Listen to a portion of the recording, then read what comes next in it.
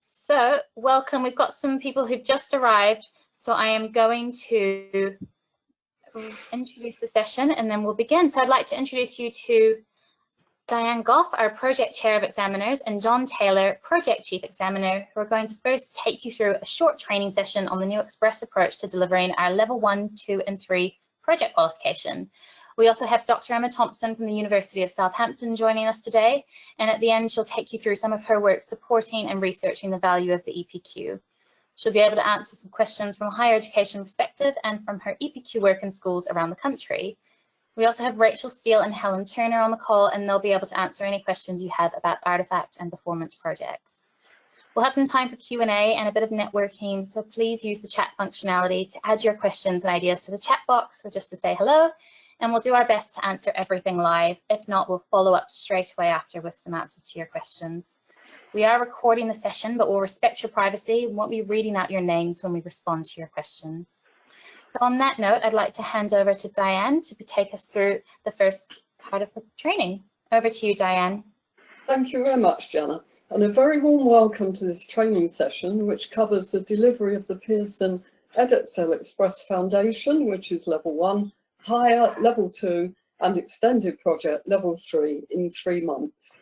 Next slide, please. The purposes of this presentation are to provide a brief overview of an Express project, to look at some tips on how to deliver a project in a focused period of time, and also provide you with some details of where you can find further support. Next slide. We'll start by looking at a brief overview of the Express project. Next slide. The Express project retains all the features of the normal foundation, higher and extended projects.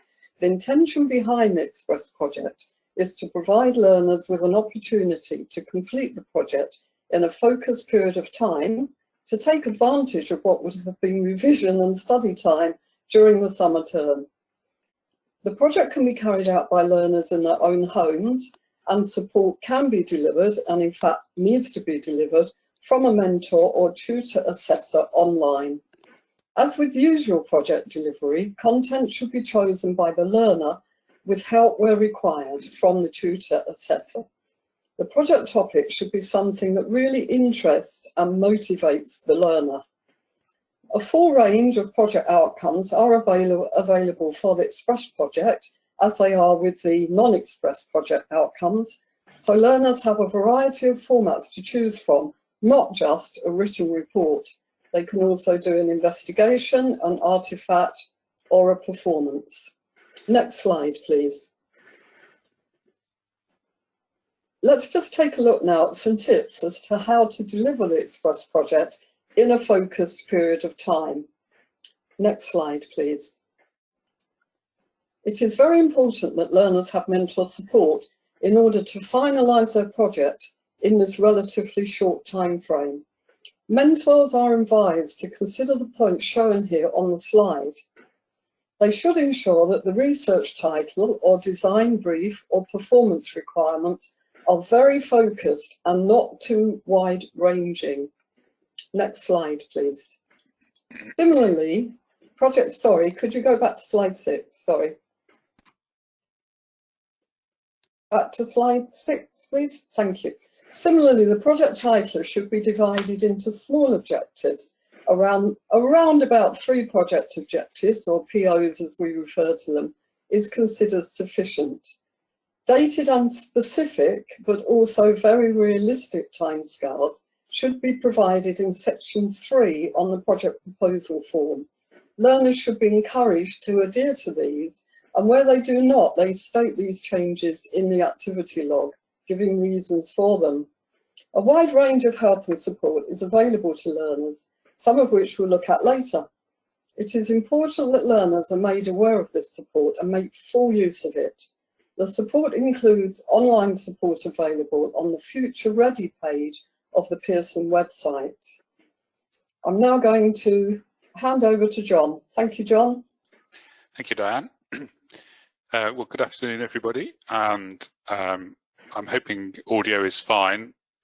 So, as Jen has just emphasised on the chat box, please do pop in questions as you go, We'll be fairly brief in our opening remarks because we want to use this session as much as possible for networking, for discussion, and for exploring what is, I think, a very exciting new prospect. So what I'm going to do in my section of the presentation is just to talk you through some general principles of project mentoring.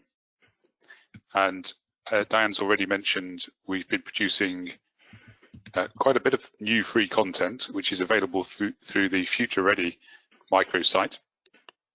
And one section of that is essentially an elaboration of what I'm going to say very briefly now. So there's a series of about 9 or 10 5-minute videos in which each of the principles that I'm going to discuss is discussed in much more detail. So just to go through then, if we could move to the next slide. Thank you.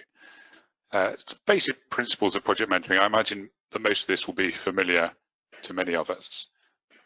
So these are principles that you might wish to consider if you're guiding learners yourself through an Express project, or if you're assisting colleagues who are beginning on the EPQ Express.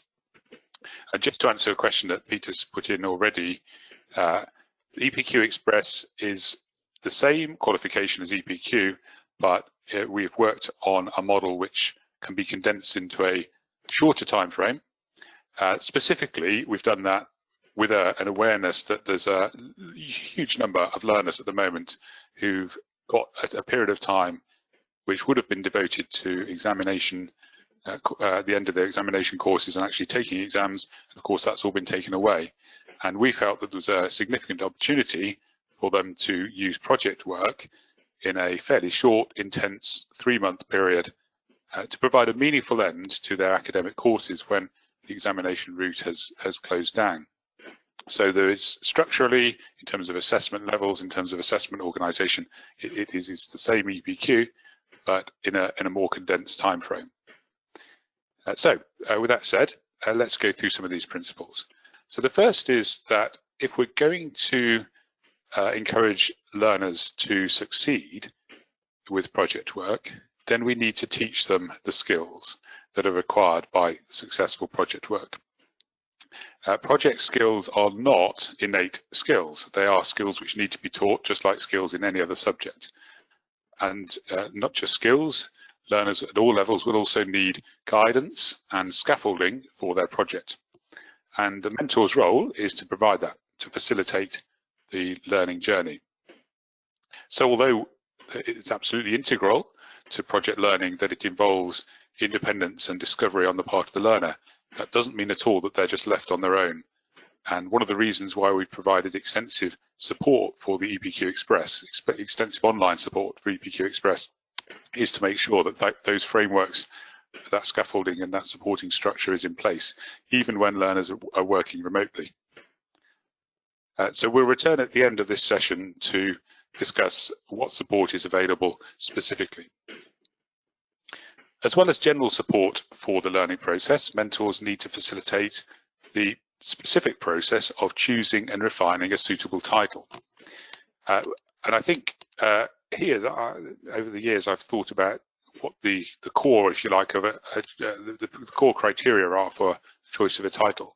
And I think it comes down to 4 words: focused, accessible, challenging, and engaging. A title needs to be quite specific in the form of a question or a practical challenge if they're doing an artifact or a performance. It needs to be accessible. The learners often struggle with project work because they go in at too high a level, and the job of the mentor is to help bring them down to a level which is enables them to learn and to make progress meaningfully. It also needs to be challenging. There needs to be room for argument and counter-argument, not just simply a process of gathering up other people's opinions and summarising them. And perhaps most important of all, it needs to be engaging. The whole point of an EPQ, an FPQ, HPQ is to give learners a significant freedom to go into a topic area, to take on a challenge which they have a personal interest in. And so encouraging learners to do that is part of the job of the mentor. Okay, so third principle, Fourth principle, as I've mentioned already, research involves more than just searching. It involves analysis, it involves synthesis, it involves evaluation. So we're looking to take learners a step beyond just finding lots of information and transcribing it. Can they actually relate what they found to their project? Can they summarize it in a way that makes it meaningful personally to them and meaningful to the audience for whom they're designing their project?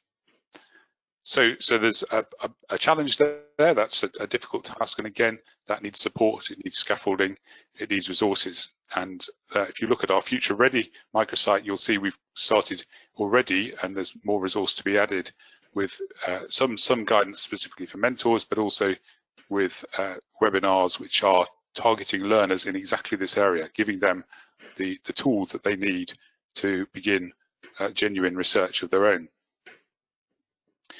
I think another point which is significant is that learners need to develop and defend their own ideas.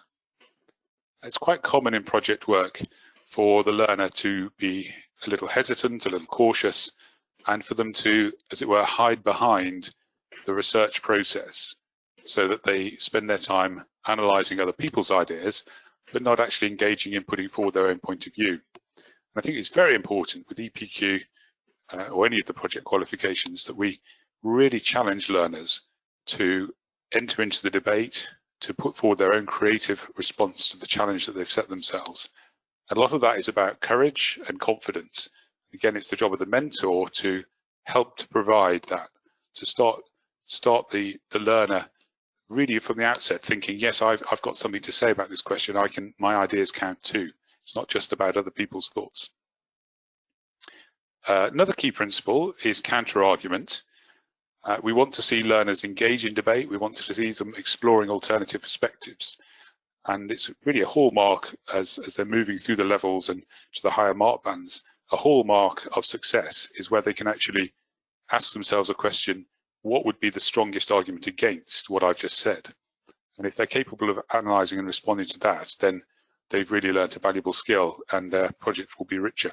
And this applies as much to the practical units as it does to the written dissertation and investigation units. It's about experimentation, it's about exploration of alternative ideas, it's about creative development by critique and analysis of alternatives coming up to a new idea. So being prepared to ask the challenging question is really important. Final couple of points, final 2 or 3 points here. Regular milestone checks.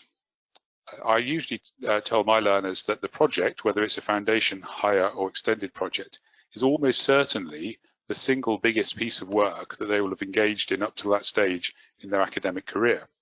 It's very daunting to be told that you've got at the lower levels 1,500 words, 2,500 words, or at EPQ stage 6,000 to 7,000 words if it's a written project, or 3,000 to 4,000 for practical purposes. Very daunting to most learners. And I find it's enormously valuable to break the large scale process down into a series of chunks, a planning phase, a research phase, a development and a review phase, and to set very concrete targets with deadlines or milestones and expectations about word count. I even get to the level of dividing up the number of words I'd expect to see by the number of weeks available and recommending students produce 250 words a week over the course of a year, or if they're doing an express EPQ, that would translate into about 1,000 words a week. Challenging for them, but a manageable task once they've got that milestone in view. And I think it helps enormously for them to know that the next step is on the horizon and that the final goal isn't necessarily the only target. Final couple of points about reviewing the process for the student side and from the mentor's side. Do encourage learners to engage in self-review.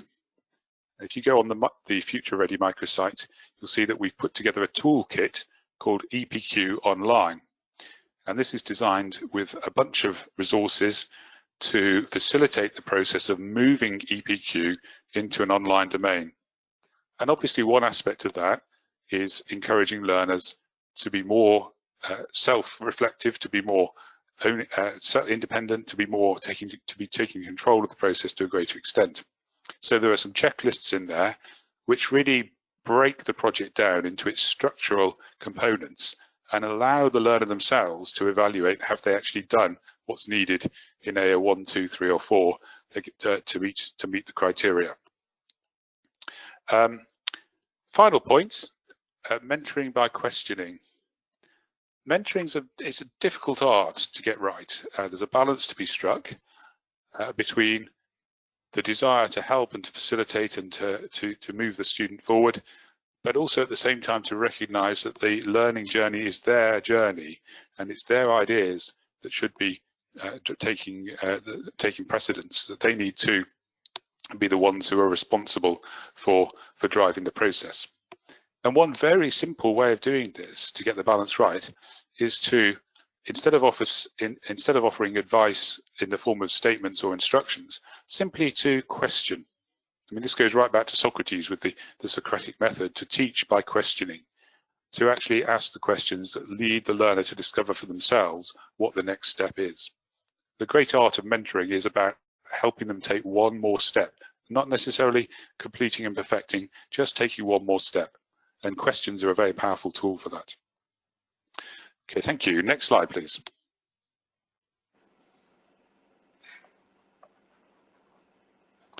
So we have a range of support available to help you in delivering the project. And the next 2 or 3 slides, we're going to give you an overview of that. So for further training, as we've already mentioned, the requirements of an express project are the same as the requirements for foundation, higher or extended project. Training for these projects has been provided, and this would be a useful resource if you're delivering an express project.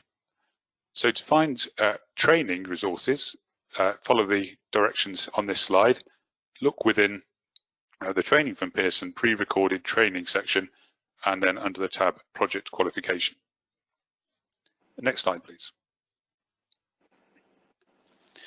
So in addition to training, we have a wealth of resources available to help you support learners through the completion of foundation, higher or extended project. All of these can be found on the Pearson Edexcel project website in dedicated areas for each level of the project. Next slide, please.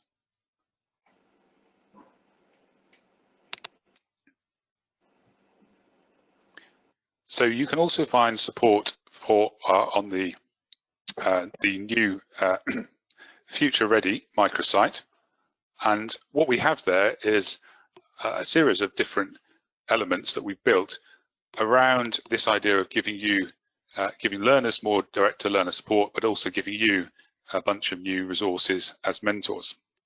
So following this link, you will find information guides about what Project Express looks like and how it relates to EPQ or FPQ or HPQ. You'll also find a link to the Future Skills for Employability EPQ, a very exciting initiative which we might want to come back to in Q&A. And a new initiative, through a partnership with Access Ed, we've launched webinars which are directed towards learners with guidance on all aspects of the research process and project skills. As I mentioned as well, there's a series of project learning guidance videos which I've recorded, and there's also a new Future Ready podcast series which really explores the whole wider set of questions around what we need to be doing to prepare our learners for the world of the future in both work and personal terms. And there's also the Project Online toolkit, which contains templates, guidance and checklists, plus resource links to help you if you're delivering project learning remotely. Next slide, please.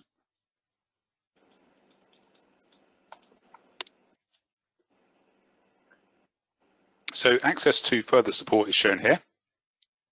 And you can find, obviously, on the Pearson Project website, copies of examiners' reports across the levels, which, as well as commentary on exam performance, contain advice and guidance for candidates in terms of reaching a successful project qualification. So thank you for listening. I want to hand over now to Dr. Emma Thompson from the University of Southampton, Emma has worked with students undertaking a number of different research-based projects, including EPQ, and she provides support for the taught element of the EPQ and has carried out research into the value of EPQ from the perspective of a university. So over to you now, Emma.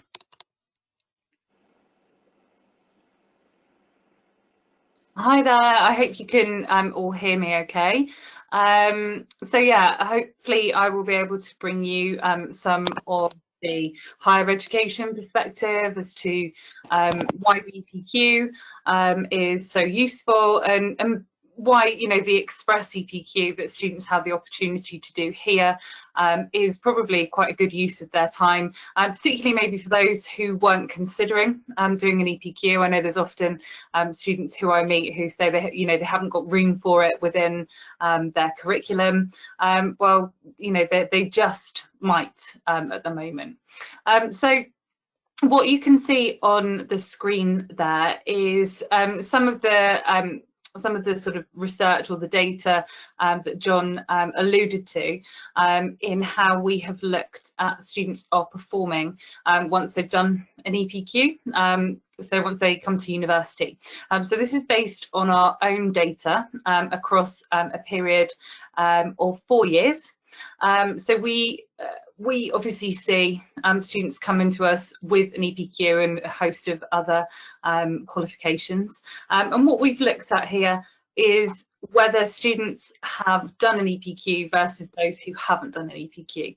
And across each of our 5 different faculties, so you will see there the Faculty of Arts and Humanities, Engineering and the Physical Sciences, Environmental and Life Sciences, Medicine and Social Sciences. So those are our 5 different areas. And across the board, those students who have done an EPQ before coming to us do seem to perform better. So the chart that you're seeing there it shows that there are higher proportions of EPQ students making the progression from first year to second year, according to faculty. So it's, you know, it's nice and positive there, and that is entirely across the board. It's not just a first year phenomenon though. This is something that seems to kind of go with students. And so perhaps if we could have another a look at the next slide, that would be really helpful, because that will show us the degree outcomes. So you will notice that there is a column missing for medicine. That's not because I'm trying to hide something about medical students in the EPQ, far from it. It's just that, of course, we don't grade our medics. Everybody would want a first-class doctor rather than somebody who's scraped a pass. A pass is a very high pass, so that's why they aren't graded in the usual way. So again, what you see there is that across the board, where we do have different classes of degrees, students who have done an EPQ, there are higher proportions of those students achieving first class and upper second class degrees. So it's certainly something that we are incredibly favourable towards. We have been for a number of years, and you know, funnily enough, we are seeing more universities coming with us on that. So you know, students are likely to hold offers more than ever before that do include their EPQ. So some universities won't make an offer, but they still like to see it on a personal statement. They won't make an offer that includes the EPQ. And then you have universities like ourselves, like Birmingham, like Bath, who will make very clear offers that do include the EPQ, usually on an alternative offer basis. And then typically all the other universities are somewhere in between those, perhaps more on an ad hoc basis, depending on the student and their profile. But that's why universities do make those offers, is because students do so well through doing the EPQ. So we encourage it wherever we possibly can. It just prepares them for you know, the rigours of academic study. So that's kind of my perspective, and I'm happy to hand back to the Pearson's team, but you know, more than happy to take any questions within the networking session as well.